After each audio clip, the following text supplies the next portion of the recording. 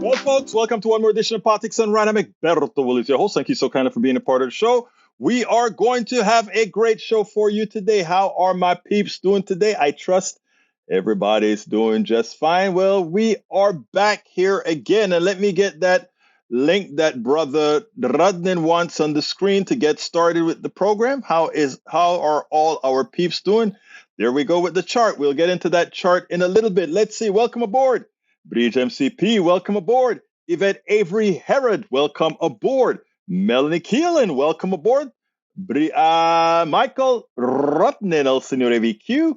How are all my peeps doing today? I trust everybody is doing just fine. Looking at the screen, Capitol Hill stunner. But is it a stunner for real? Senor Rotnin, it says, Capitol Hill stunner 2023 led to the fewest laws in decades.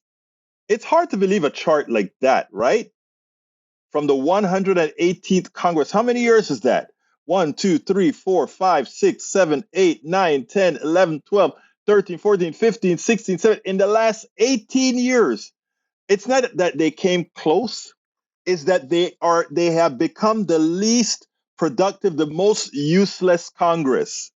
Look, if we don't go out there and show charts like this, if we don't go out there and tell people, Melanie Keelan from Barcelona, Spain is in the house. How you doing, Melanie? Great to see you here. If we don't go out and tell people about this, then we deserve what we get. Anyhow, I hope everybody's preparing for the new year. I know I'm not. I'm still trying to get all the things that I have to get done to refresh the show, to have new options, to make it easier for people to partake of what we're doing. There's a whole lot that I'm doing in the background. I'm trying to also release my book, Tribulations of an Afro-Latino Caribbean Man. I'm trying to get that in hard copy right now, and I'm working on that. It's been a blast doing the work, but we're having fun. We're having fun. Don't let anybody say otherwise. We are having fun. Anyway, folks, Bridge, you were asking me, Egberto, are you going to be doing that tape stuff for the rest of the year? And I said, no, Bridge. I can't stay that long away from my peeps. Salute. I can't take that amount of time away from my peeps. Anyway, how's it going? What you want to talk about today? I got 3 videos that I need to queue up right here for you guys. I'm doing that as we speak. What's up? What do you want to talk about? Start throwing some stuff in the screen so that I can go ahead and add it to our repertoire. But in the interim, I'm adding the videos for the show that I just now completed.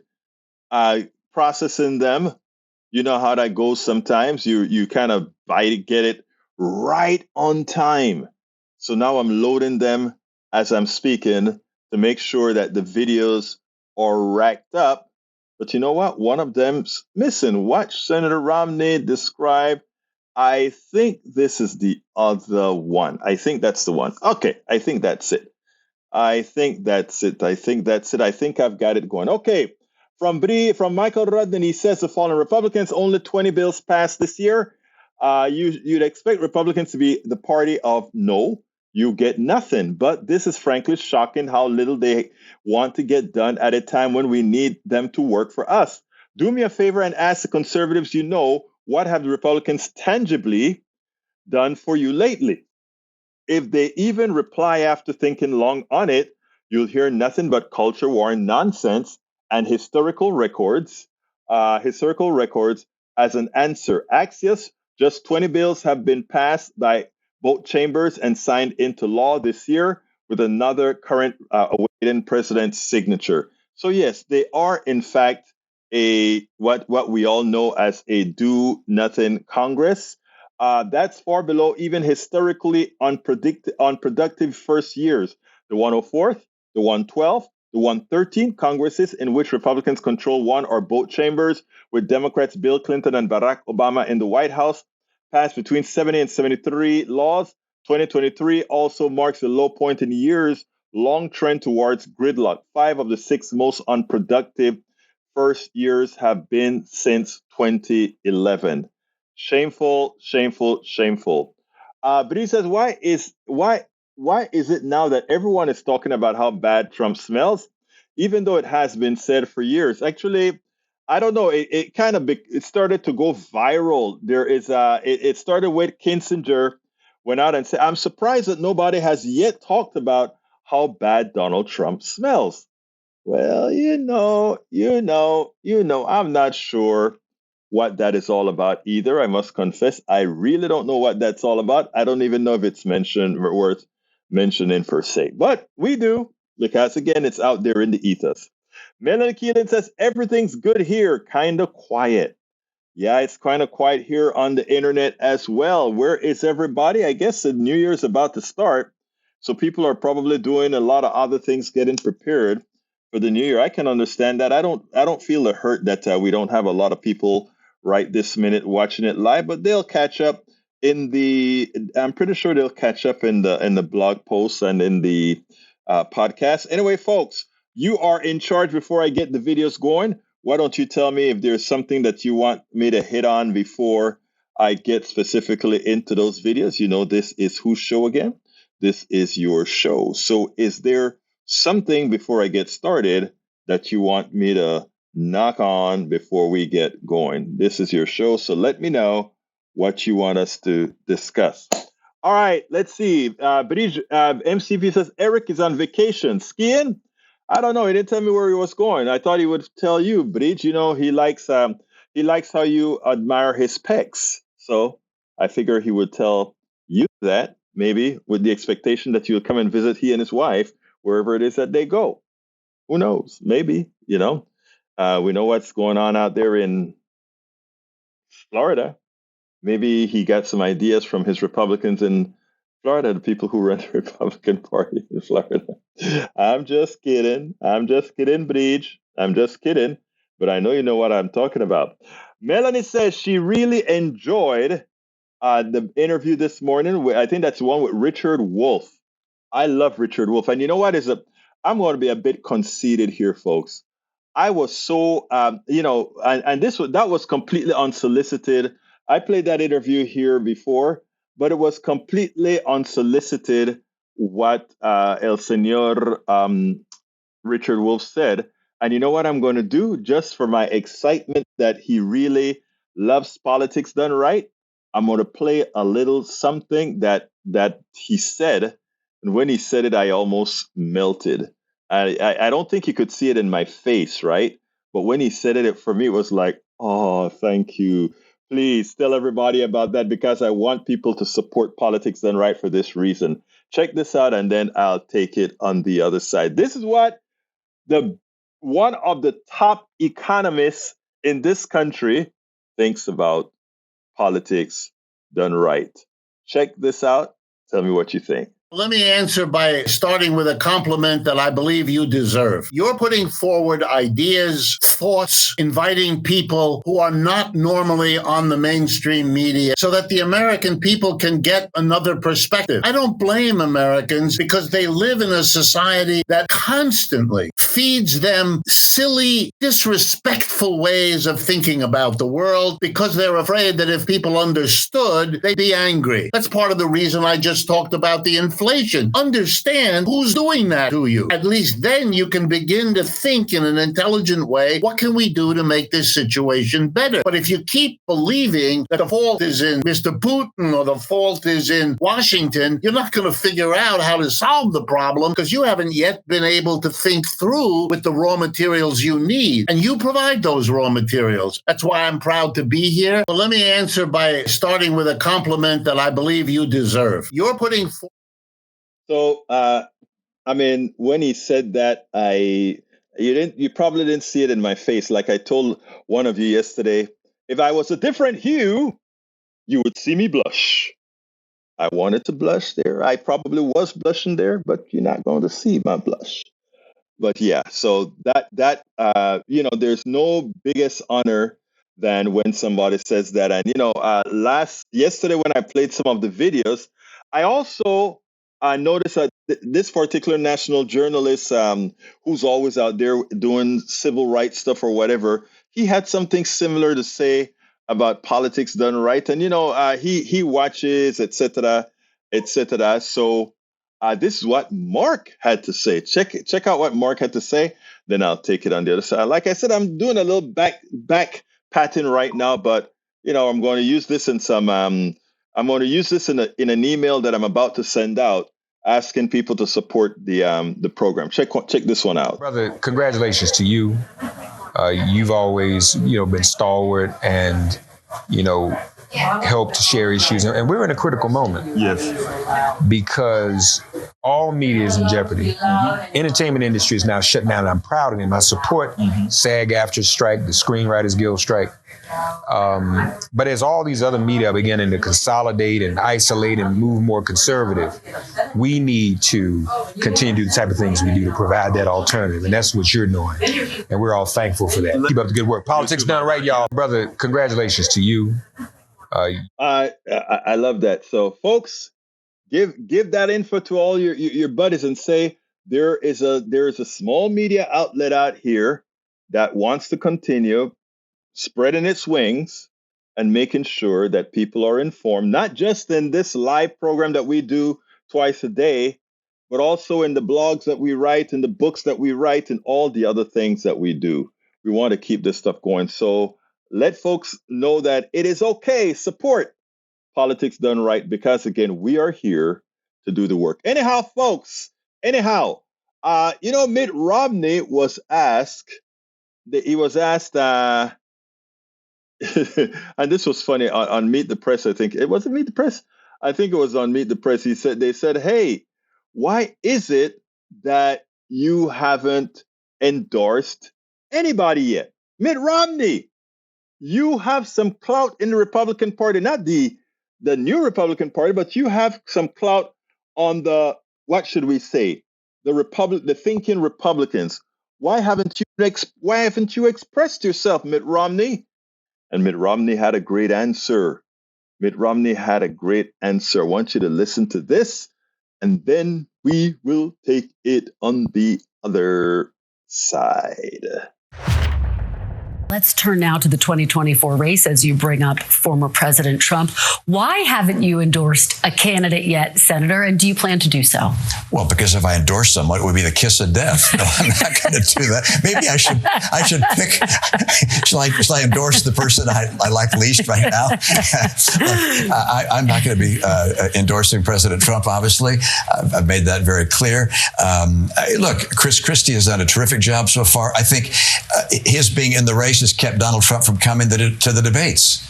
Because I think Donald Trump recognized if he went to the debate with Chris Christie would reveal him for what he was, and Trump would be badly hurt, so he stayed out.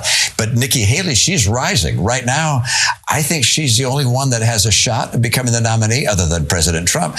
It's a long shot in her part, but she's the one that has a shot. So we'll see. Do you think it's time for other candidates, not Nikki Haley, since you think has the momentum right now, to drop out of the race, to start consolidating their support, given what you're saying? Yeah, I don't think it's my role to tell other people when they should get out.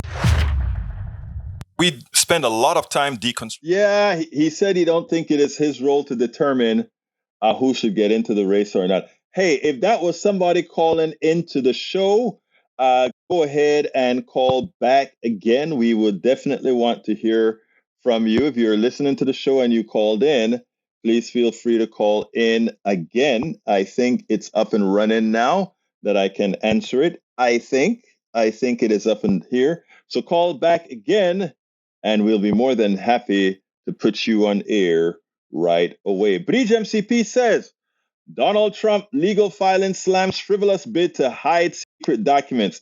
In a filing in further support of the motion on Wednesday, Trump lawyers argued that Smith's office claims the contours of the motion are too sensitive to be disclosed to them is frivolous. They said the court should reject the office's attempt to hide unclassified arguments. Unclassified arguments from President Trump's cleared counsel. P.S. He isn't president anymore. The judge better be careful. Remember, he isn't president anymore. He isn't president at all. But he says Nikki, LOL, should answer the question to explain the Civil War. She would not say slavery, but Biden did answer the answer. I mean, why is it so difficult for folks to understand or say, just tell the truth? The Civil War absolutely was about slavery. In fact, one of the outcomes of the Civil War is that slavery ended. The Emancipation Proclamation executed during the Civil War did free all the slaves. It freed the slave in the South, as I recall, except for I think one state, which was one that a slave state that didn't join the Confederacy. I don't remember which one was that. Come on, guys, help me. Which was a slave state that didn't join the Confederacy? Those slaves, I think, remained slaves. Eric Hayes is in the house even though he's on vacation. Interesting, a judge orders a wind farm to be removed.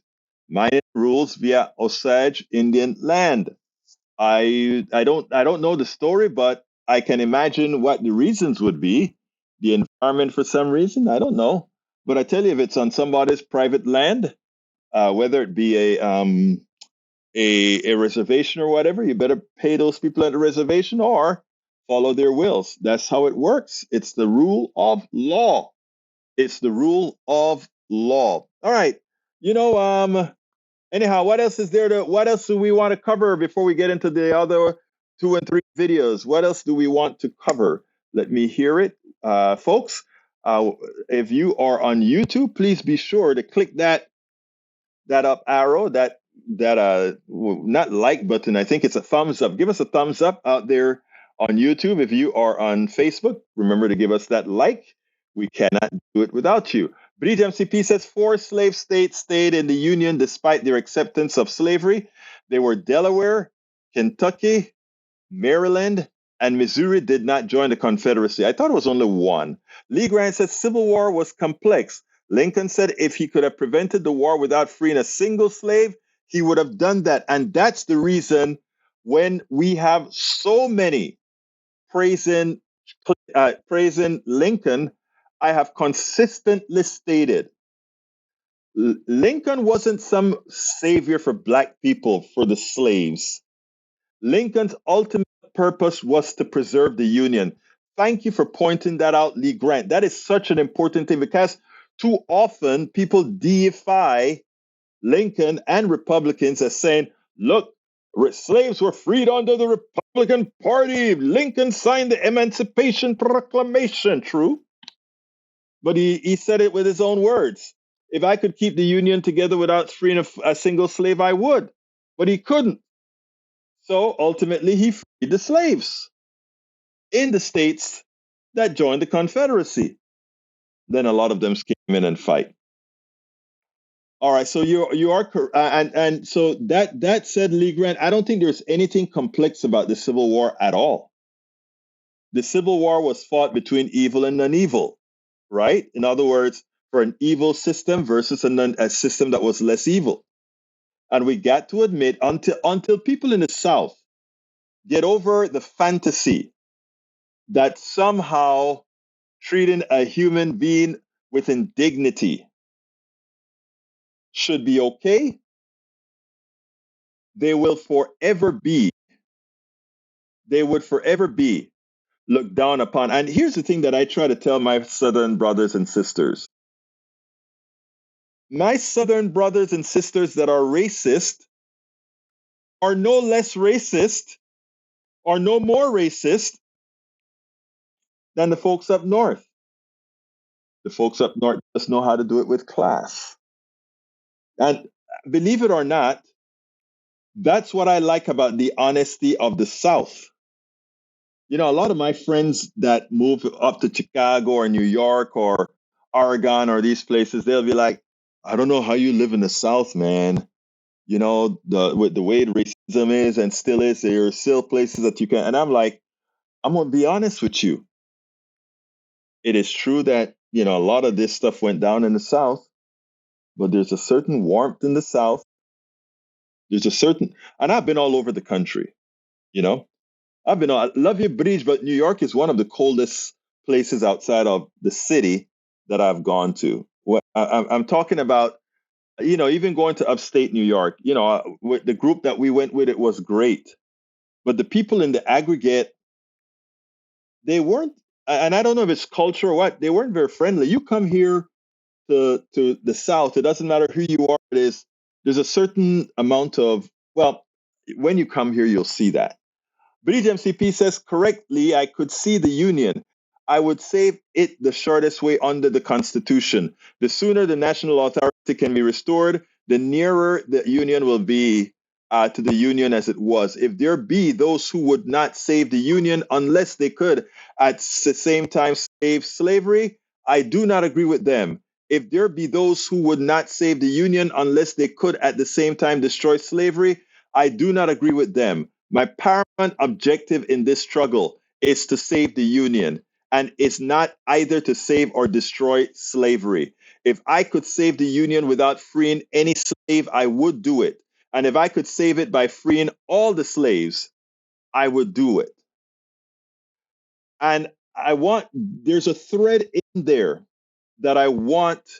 Egberto, you were 1/3 way up, not upstate to us. Okay, 1/3 way up. I hear you, girl. Here is one thing, okay, that I think is quite interesting. And I want folks to listen to this.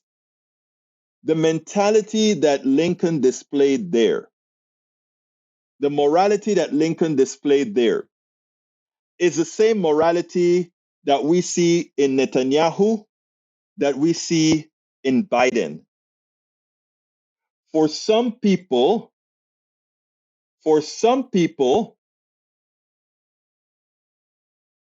humanity comes just as an after effect. For some people, in other words, if you look at Biden, if Netanyahu was doing certain things in, let's say, a North Carolina or an Arkansas, it would be a problem.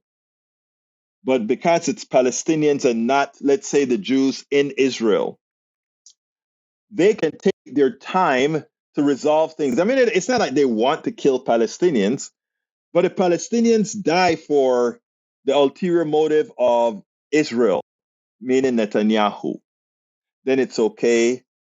It's a price we're willing to pay. The same goes with what Lincoln had to say there. Lincoln said, my ultimate goal is to save that union. I want to keep the country together.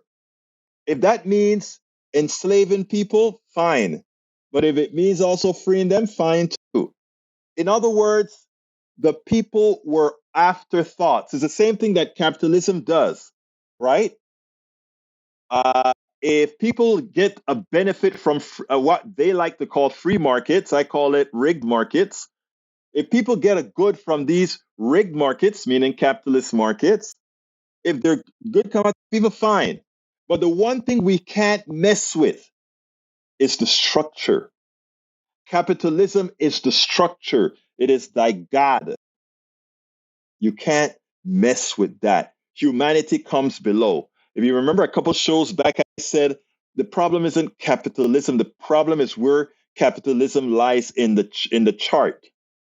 For me, it is humanity, capitalism as a tool, socialism as a tool, and all these other isms as tools that you use effectively where they work. You use capitalism for certain areas in creating a good burger, a good pizza, etc., a good car. You use socialism in the parts where you need to create a social structure where people are taken care of, etc., etc., etc. You even use anarchism in certain domains where you want the restoration of certain areas. Leave it up to the fittest shall survive, right?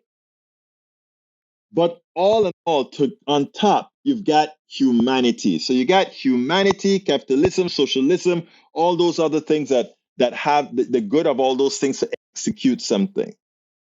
That is what we need to look at. That is what we need to look at. Daniel Edo says, sounds like Egberto thinks the Civil War was a black and white issue, no pun intended, but every other issue always has nuance. Guess the complexity of an issue is wholly dependent on the political expediency for Egberto. No. But again, that one, I didn't have to look at nuances. The Civil War was simple. Simple. It wasn't that we had an agrarian society versus a industrial society, which is what we had. That wasn't a reason for the Civil War. There are a lot of different things that are different between agrarian societies and industrial societies. And, we had that separation, Chicago being industrial, but around Chicago and the other places where the meat came from, etc., was agrarian. So it's interesting. It's interesting. All right, let's continue. We got Breed says the Confederate flag should be white. They surrendered. Breach, I couldn't have said that any better. Daniel Edo says, second guessing history is a speciality of Egberto. History must be redefined to support the glorious Marxist agenda. Is that what you really think, Daniel Edo? I don't think that's the case. Lee Grant says, and to reduce it to a good versus evil struggle is one wrong-headed. But it is a good versus evil. What's occurring in Palestine is a good versus evil. It's a good versus evil. I have so many clips, but anyhow, that's for another day. Breed says, Egberto, you are not in your office, chilling on the couch. Office under construction, wife out?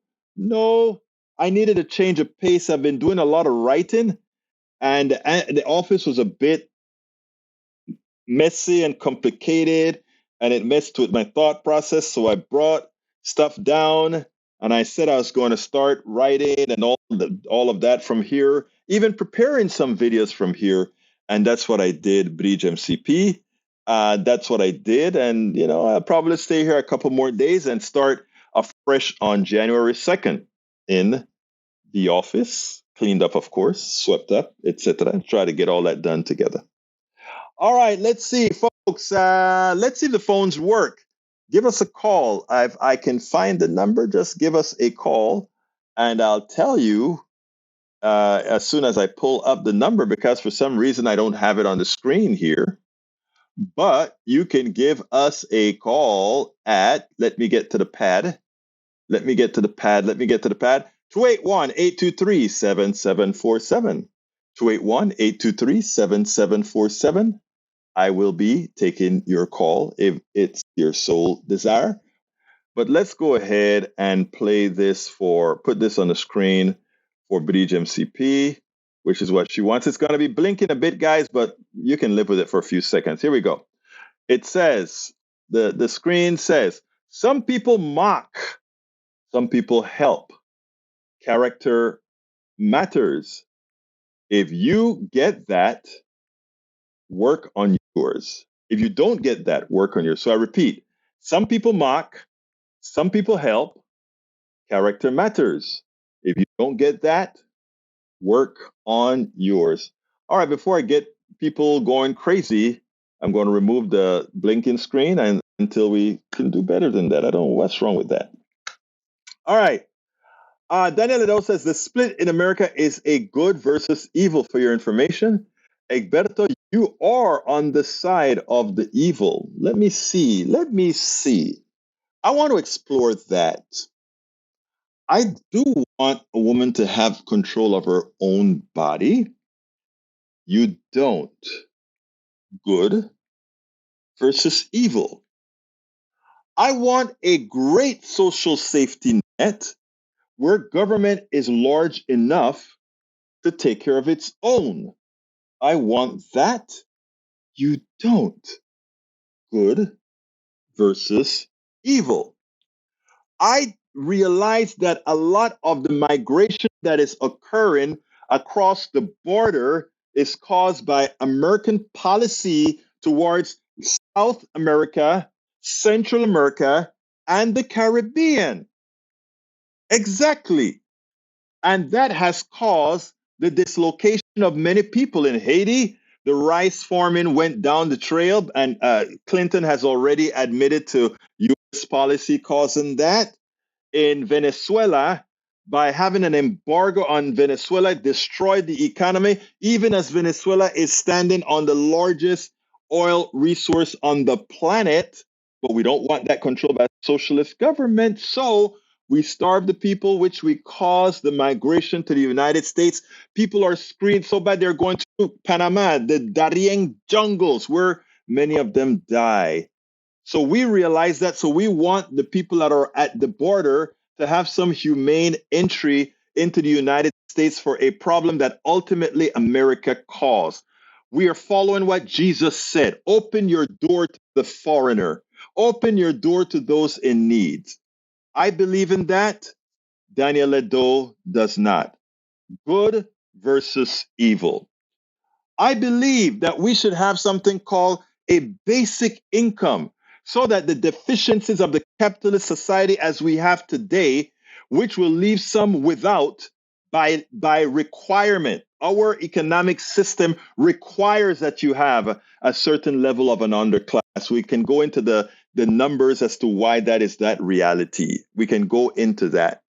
Therefore, now, I want people to be able to sustain themselves and get a helping hand where needed. I believe in that. You do not. Mr. Ledo, good versus evil. So I've spoken about people on the right consistently projecting, looking in a mirror. When they accuse you of something, realize that when they're pointing that finger, 4 fingers are pointing back. So, Mr. Ledo, I accept your statement, and your statement is simply you looking in a mirror. I wanted to take that bait, though, Breach, because I wanted to delineate us, Breach. I wanted that bait. I loved it, especially at the end of the year where we can actually show the differences. My brother Lee Grant says a neo-Marxist view depends on a split between the oppressed and the oppressor. Well, you just look at the words that he used, Lee. Oppressed and oppressor.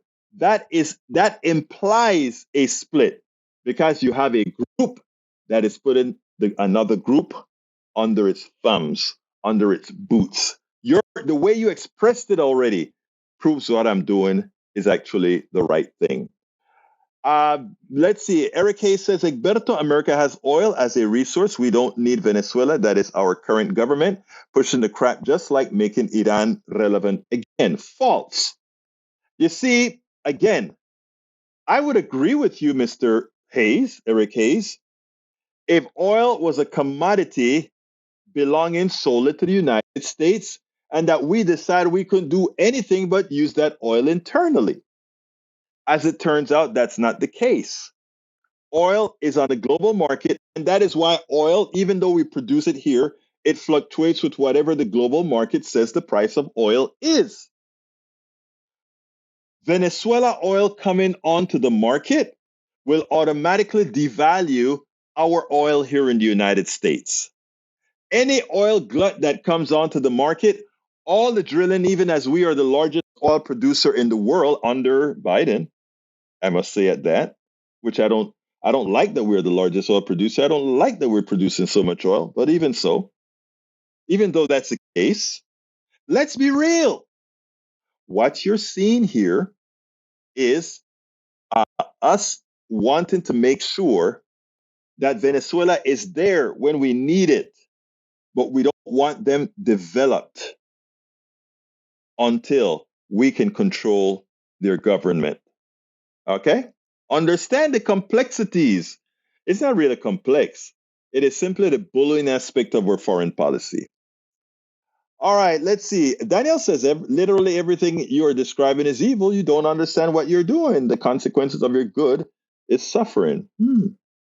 I don't think Sweden would think that. I don't think Norway thinks that. I don't think Switzerland thinks. I don't think any of these countries think that. And everything that they're doing is some modification thereof of the statements that I just made. And their people, according to the happy index, they're much happier than we are.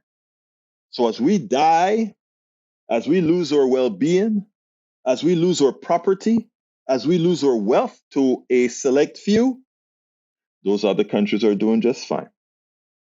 All right, in talks with the U.S., Mexico's priority appears to be opening border crossing Mexican officials moved to clear a migrant encampment on the banks of the Rio Grande River Wednesday as U.S. officials met with Mexico's president to press for measures to limit surge of migrants reaching the U.S. southern border. Mexico began clearing tents, both occupied and unoccupied, from the encampment in the border city of Matamoros, across from Brownsville, Texas, starting Tuesday. The effort, backed by bulldozers and workers with machetes, continued Wednesday as U.S. Secretary of State Antony Blinken talked with President Andrés Manuel López Obrador in Mexico City.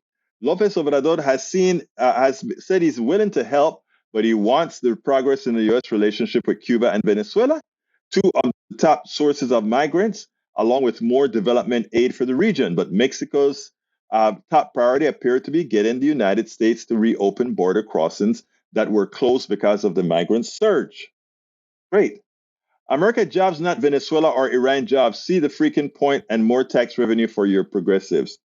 Oh boy. I think you need to go ahead and understand economics and its interwovenness into the world economy. Bridge MCP says, Eric, love your picks, but please don't quote Rump.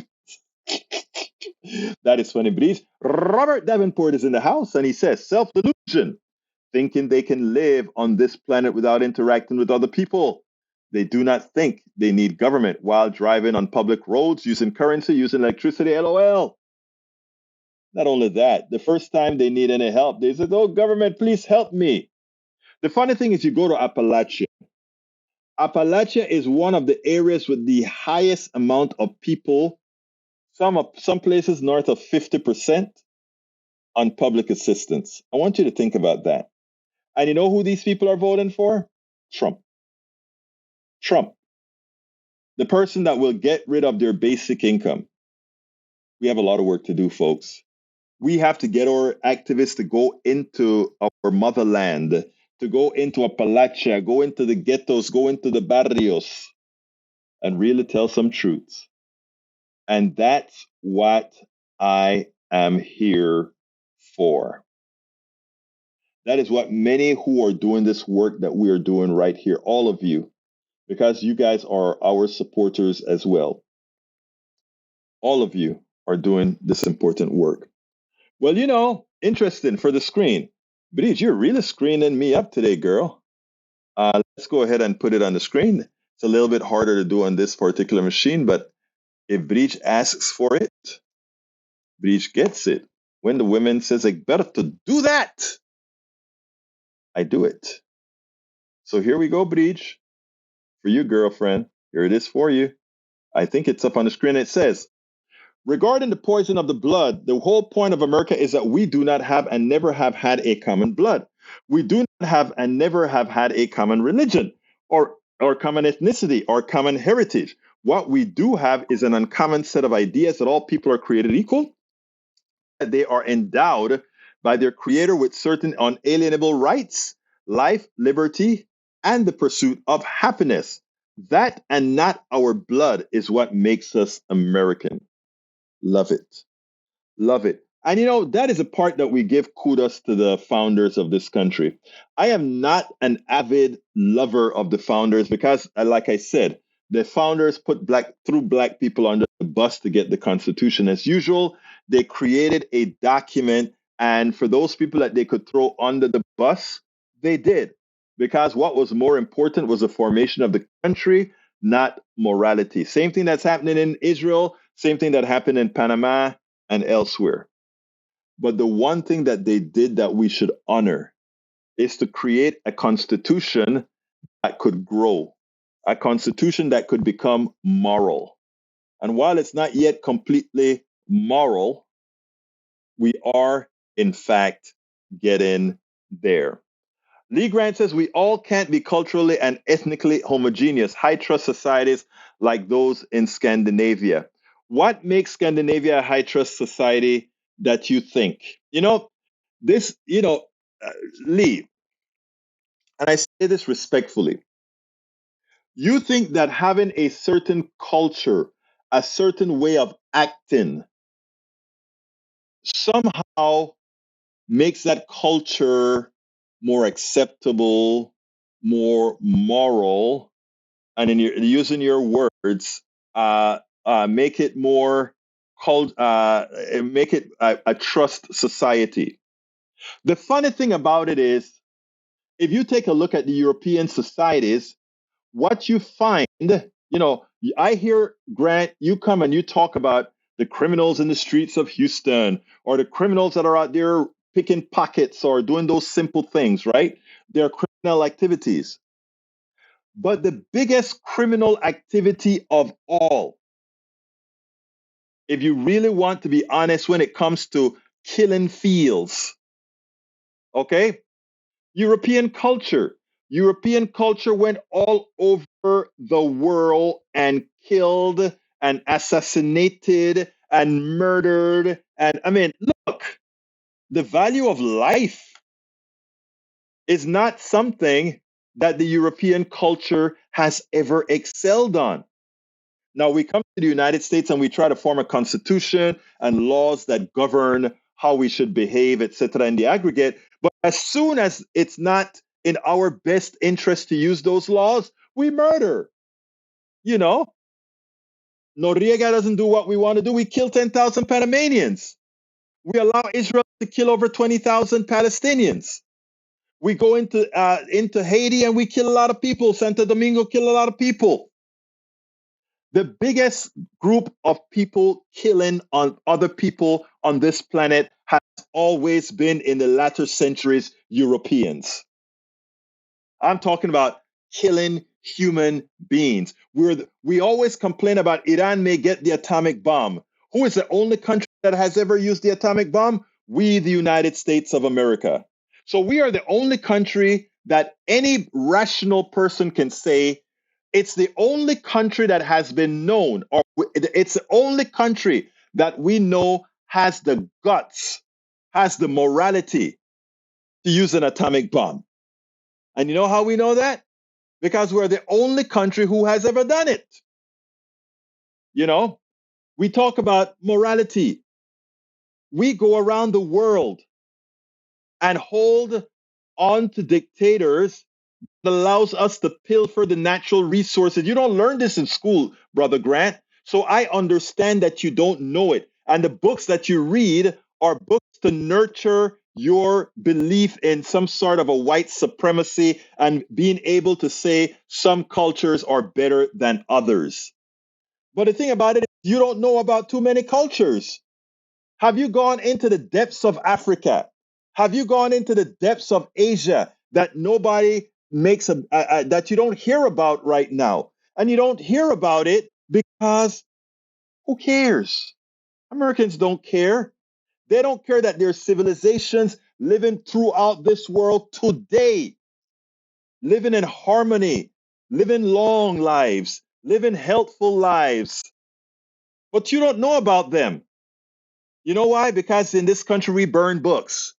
When we get a book that expands on the knowledge of culture and anything that makes Western culture as we want to define it, as you define it as Scandinavia being homogeneous, when we reach into those cultures and anything that gives us a little bit of pause, we hold back.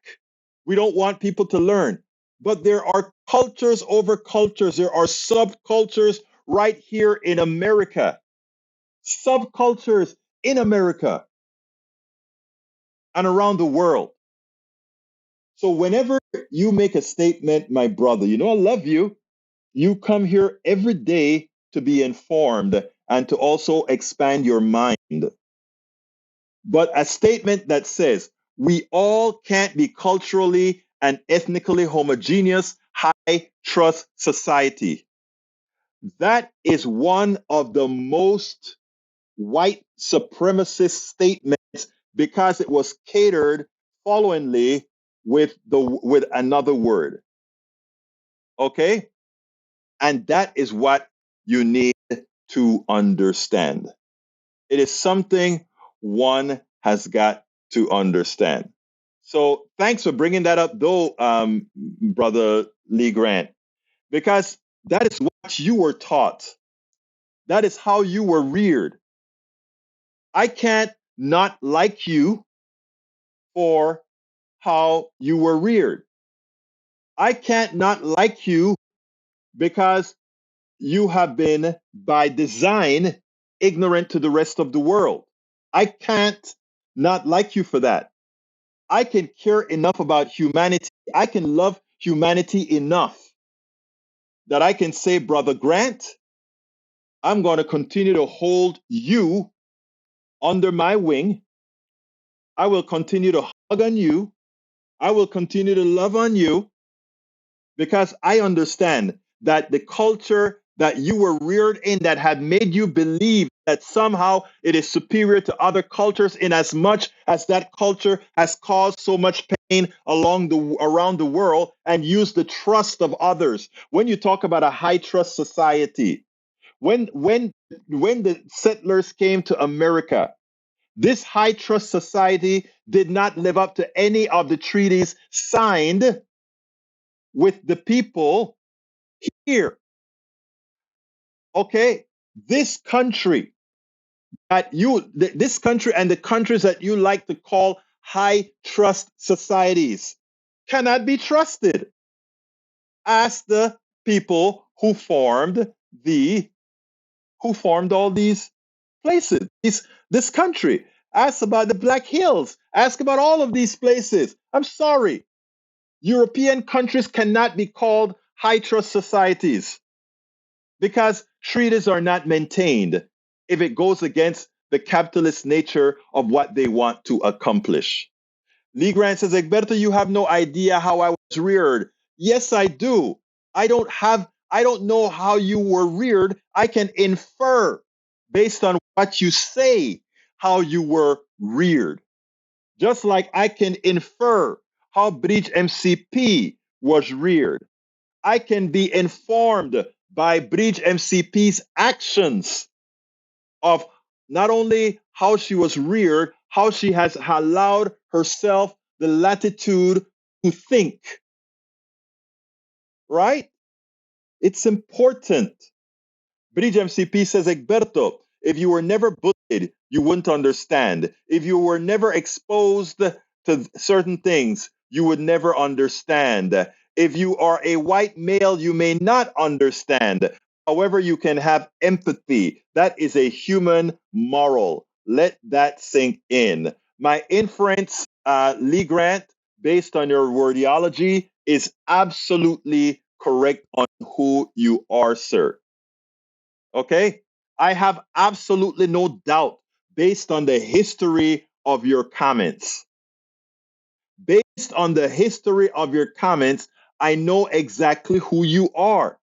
And again, what allows me not to hold it against you is because I can infer that this comes from the cultural manners in which you were reared. Okay? And that is what allows me to look at you and say, you are, in fact, my brother. Okay? That is how easy it is. Now, let's see. I have one more video to play for you. And this video has to do with Professor Johnson as well as this Republican activist. We're talking about the possibilities of Biden winning the election or where the polls are, etc. And this particular operative actually believe that Joe Biden is going to win by a larger margin than what he won by in 2020. What's your thoughts?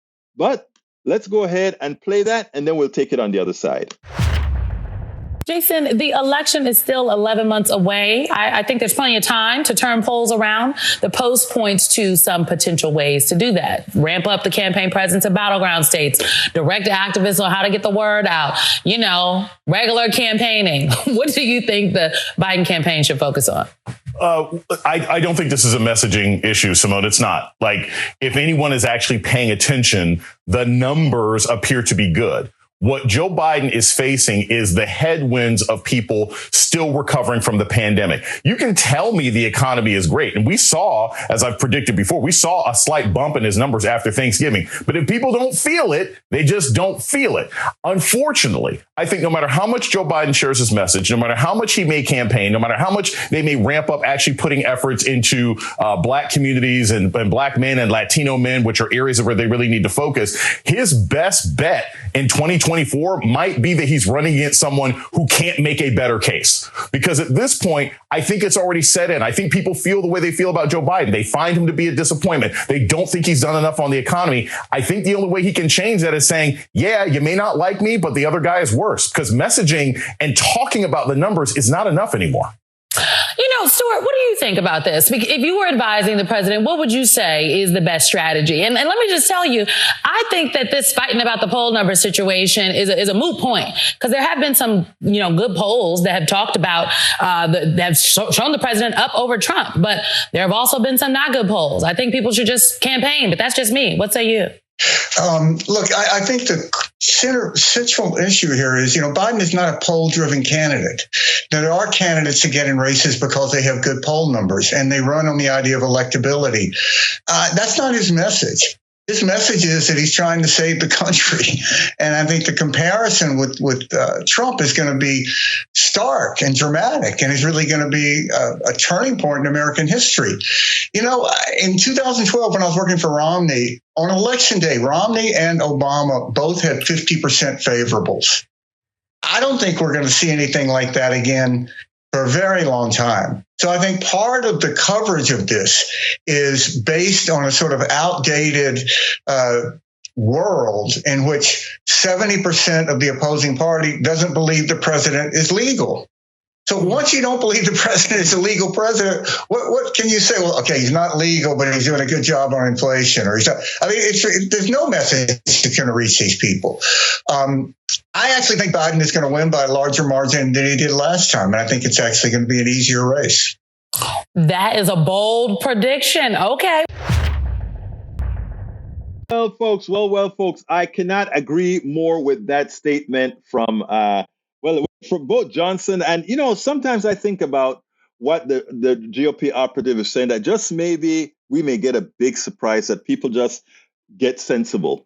Bridge MCP, thank you for that super chat. Last I can give till my check. I want to say some on the right people do get it. Maybe not admit it out loud, but get it. Hope it's real. Empathy is real. Please try to have empathy. I think most here do. I do too.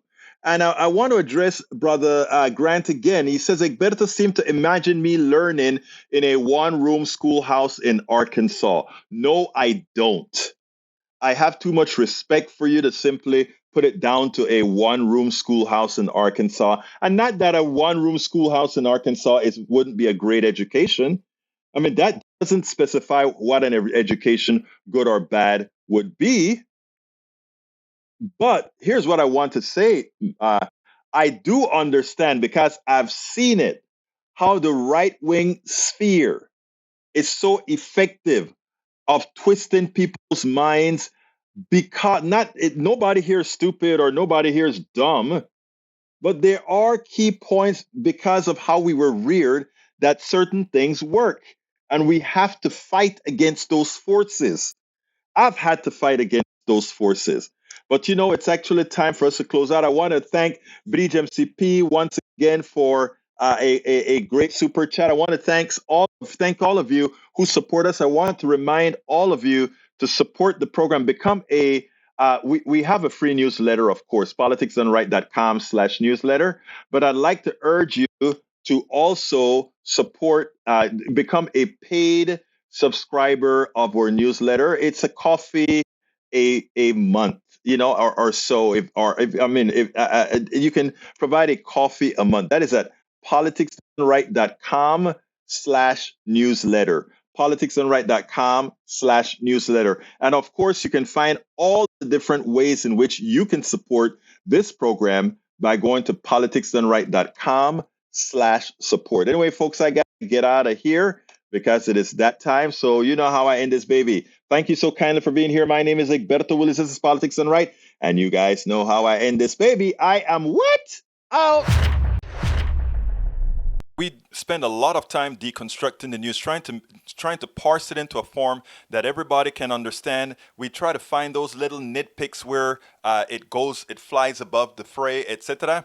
If you really like these videos that we do, I want to ask a big favor. Please go ahead. Number one, subscribe to our channel. And number two, please join if you can. Thank you so kindly for watching. Keep watching. Please remember to share. We must populate the entire internet with our progressive message, a message that we know is what most Americans say that they want. So help us, please join.